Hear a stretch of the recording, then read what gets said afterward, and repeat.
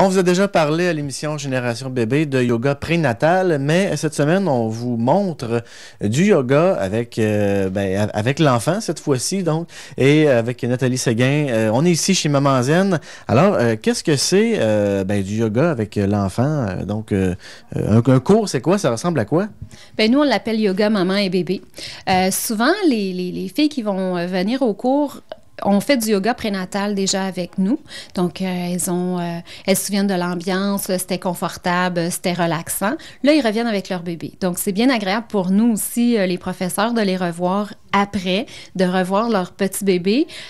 Puis, le cours de yoga, mais évidemment, c'est différent du prénatal parce qu'il y a une interaction avec notre bébé et il faut garder cette interaction. Donc, c'est pas juste la maman qui vient faire son yoga, mais par contre, elle doit toujours être à l'écoute de son corps, mais aussi à l'écoute de son bébé.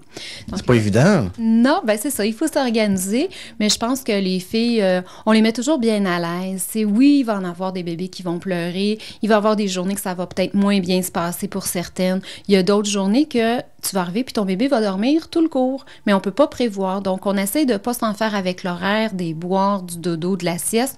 On veut juste venir au cours, on en profite. Donc, les mamans repartent d'ici, ont quand même pris le temps de respirer, sont détendues et leur bébé en a profité aussi. Parce qu'il y a des mouvements qui vont se faire en yoga pour la maman, il y a des mouvements pour le bébé et il y a des mouvements qu'on va faire ensemble. Donc, il y a une petite approche différente qui se fait pour le yoga maman et bébé. Et comment on fait ça, des mouvements ensemble? C'est compliqué, on a deux mains? Oui, mais on installe donc les mêmes postures traditionnelles qu'on peut voir en yoga, comme disons la posture de l'arbre, qui est une posture d'équilibre qu'on fait, qui est une posture assez traditionnelle. Bien là, on va l'ajuster avec notre bébé. Donc, on va maintenir notre bébé sur nous, on va l'installer sur notre jambe, on va maintenir notre équilibre, mais toujours en travaillant avec notre bébé. Ainsi de suite, on a plein de postures comme ça, des postures qui sont traditionnelles dans le yoga, qu'on a juste adaptées, qu'on peut faire avec notre bébé. Mais il y a toujours possibilité, ton bébé est bien heureux sur le sol puis il est en train de s'amuser, bien on le laisse sur le sol, on le laisse explorer pendant que les filles font leur posture. Donc, c'est toujours...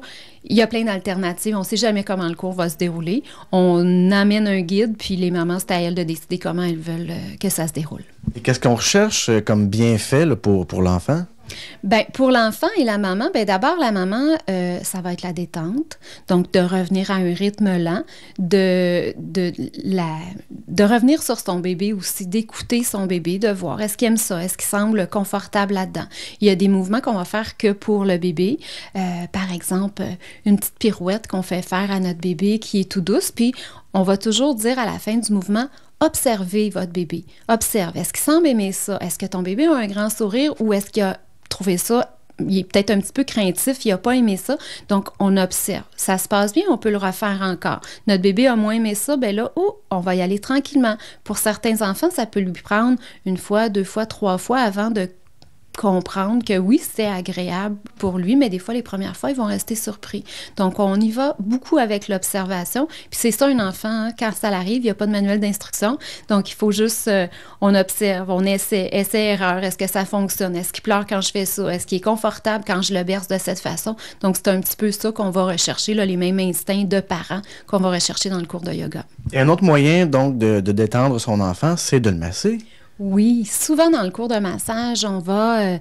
Est-ce que c'est dans le même cours que vous faites ça, le cours de yoga? Ici, chez Maman Zen, on fait des ateliers de massage pour bébé qui sont séparés. Donc, que massage pour bébé, où est-ce que les parents viennent apprennent plusieurs techniques pour masser leur bébé, ou est-ce qu'on va parler juste que de massage. Mais dans le cours de yoga Maman-bébé, on introduit un peu de massage.